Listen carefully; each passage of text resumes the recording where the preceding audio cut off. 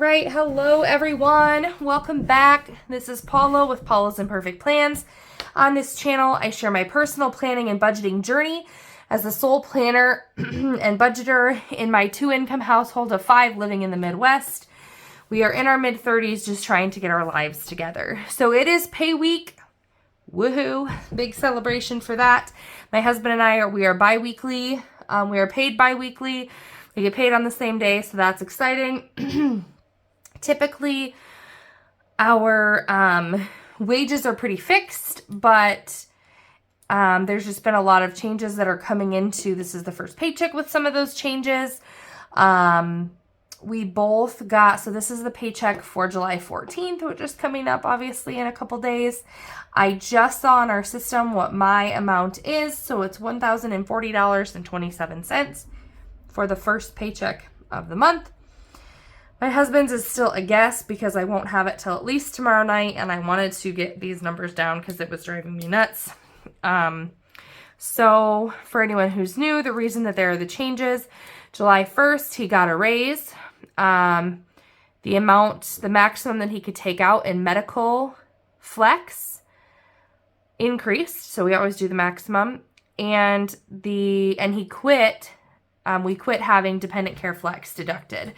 So there's, 208.33 isn't coming out, but the amount that is coming out for the medical flex increased. His wage increased, but his wage increased halfway through the pay period.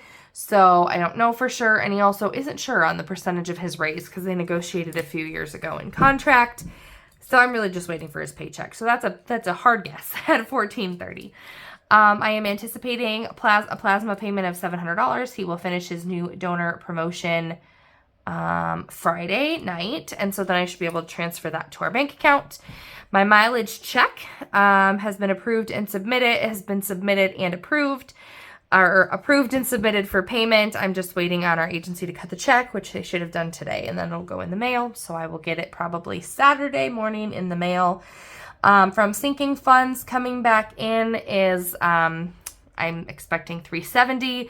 That is $220 to cover this, the extra daycare that we cover every 2 weeks during the summer, and $150 for a vehicle repair. And then at this point in time, the only other income I'm expecting is $31.60 from Rakuten. I don't know if anyone is familiar with it. It is a cashback app from online shopping.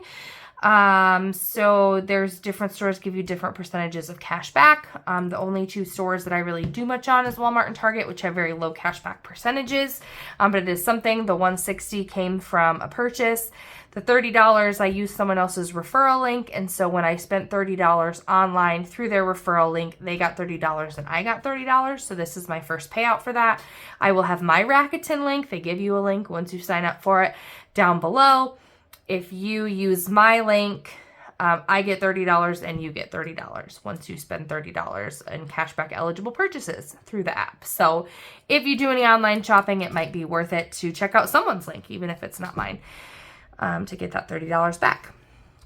So that puts our total expected income for this pay period at $1040.27 plus $1430 plus $700 plus $415.52 plus $370 plus $31.60, which is $3,987.39. Okay, so moving down into our fixed expenses, I give $200 donation to church every time we get paid. $83 is our dumpster being emptied by a company every week. Daycare is $540. Not budgeting anything for life insurance because our old life insurance should not be taken out this month. It is canceled, and the new life insurance, we paid 2 months up front with the application fee, which was like my entire buffer, and should not get charged again until that 2 months is up. So I don't expect anything to come out with this paycheck. Our REC is our electric bill. Been running that air conditioner, so that's over $300, $315.50. XM in one of our vehicles is $648. $15 for my workout program, $270 I put aside every month for, I always label it car insurance, but it's actually our homeowners and our vehicle insurance. And we pay it every 6 months. I have some fees for this upcoming year for religion for my son, which is $55. My vehicle repair bill is $160, $166. I had mentioned that a little while ago that we had to put a new battery in my Suburban. The battery was actually only a little over $100, but on our CarQuest bill, my husband had picked up a part for another repair that he did. I don't know. So the total bill that I owe to CarQuest is $161.66. And I mentioned I had $150 of that already saved in my car repair sinking fund to pull back in. And then I made a commitment, and I feel like it's a tight budget with a couple of the things we have going on, but it helped when I took out life insurance. I was committed to saving my raise. So the difference in my net pay from before to currently, since my raise, his was a real small cost of, they call it a cost of living raise, but it was negotiated before cost of living went bananas. So anyway, my raise was from a little bit of a promotion at work. So that is my additional net pay, and I am saving that toward our current project is how I'm going to word that, because our project priorities change sometimes. So that difference in net pay is $50. Well, that's cool. All right, so I'll speed you through this math again. 200.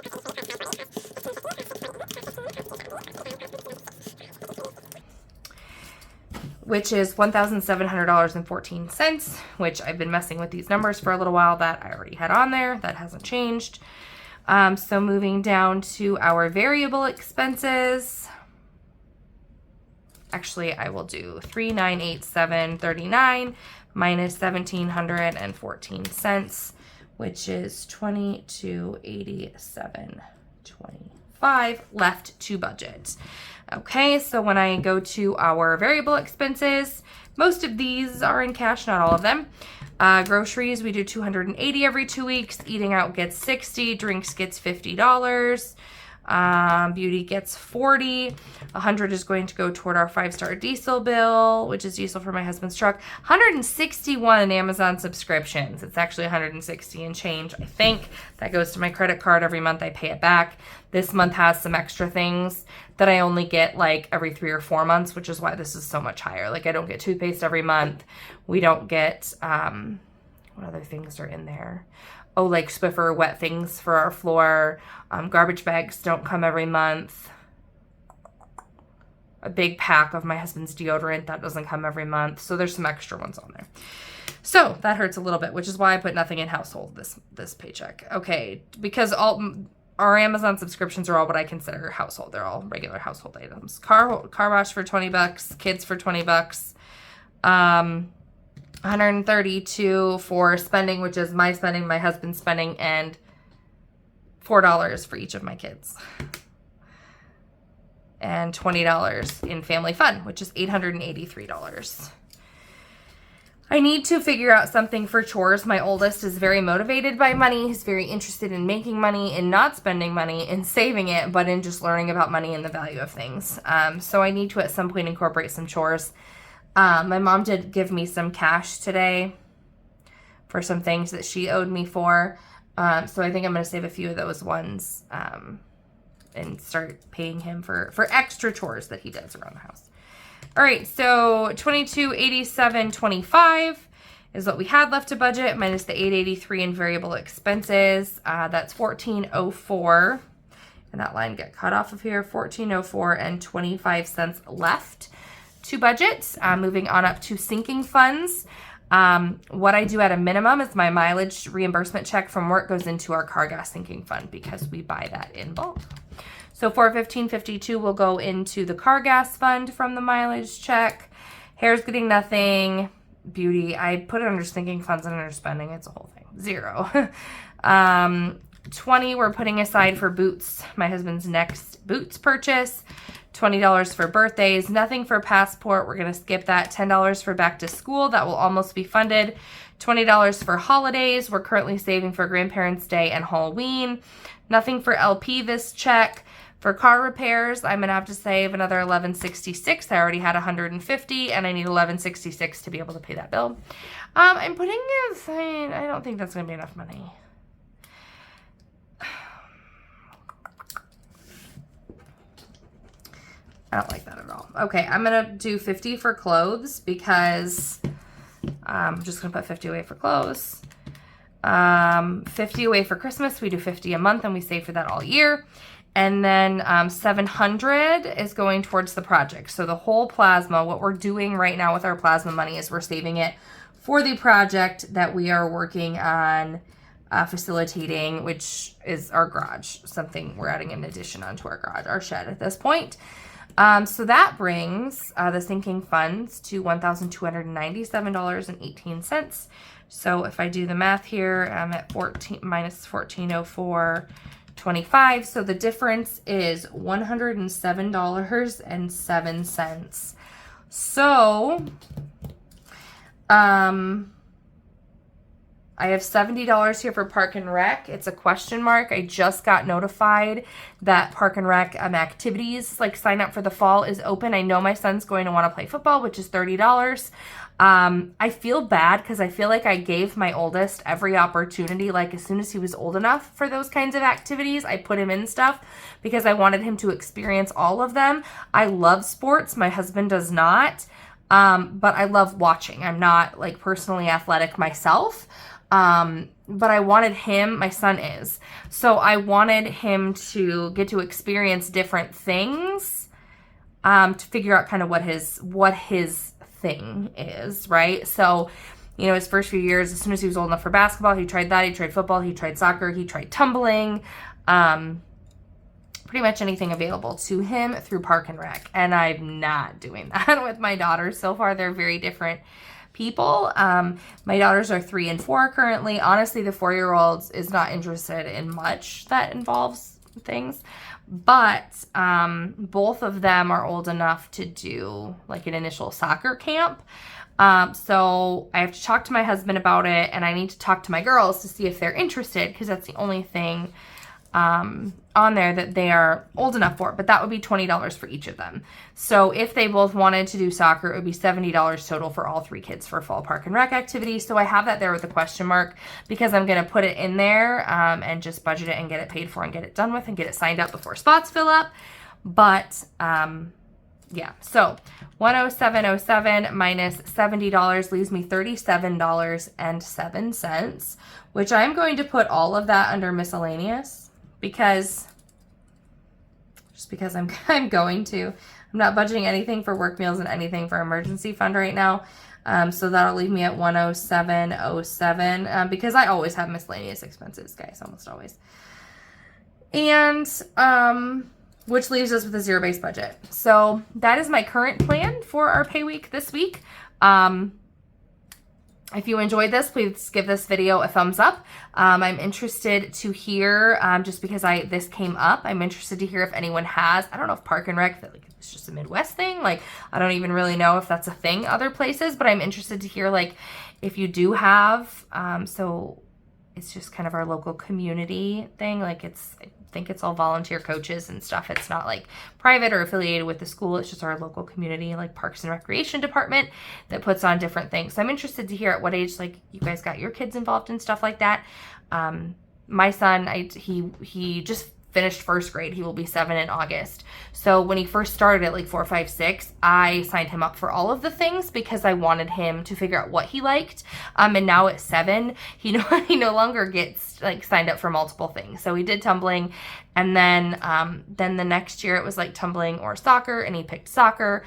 And then the next year it was soccer or football, and he picked football, and he loves football. He loves basketball in the winter. He's currently doing like t-ball right now. He enjoys that. But really he loves to run. He's very, very fast, which I didn't realize. Like, yeah, he's fast, but he's a 6-year-old boy. So yeah, he's fast. But like other people are commenting on it. Like when we go to t-ball and he's running bases, like people that we know are like, I hope you have him signed up for track. He's not old enough. In football last year, his nickname was Wheels. So he enjoys running and doing stuff like that. But right now he's experimenting with t-ball a little bit. He's enjoying going, but I think he more enjoys like the running and the social aspect, which is fine. He'll do football in the fall, and then if there's a basketball option, he likes to do that in the winter. But it's definitely like soccer and football here. The soccer program is newer to our community, and they're doing it, but they have accommodated it so that kids don't have to pick football or soccer. They have practices on different days so that the kids could do both if they wanted to do both. And last year, my husband was like, no, he needs to pick. Like, we're not doing 2 activities at a time. So he has picked football. So I haven't even given my girls really any opportunities. But I'm like, this year, I probably need to start them with soccer. They can't do any other things at their age currently. But I'm curious, do you have park and rec things, and what kind of activities do you get your kids into, and at what ages did they start? So feel free to comment that down below in the comment, as well as any questions or other comments that you have. And if you like planning and budgeting content and want to come along on my journey of watching me get my life together, we can work on getting our lives together. If you're also on that same journey, please hit that subscribe button on the way out. And until next time, have a great day. Bye.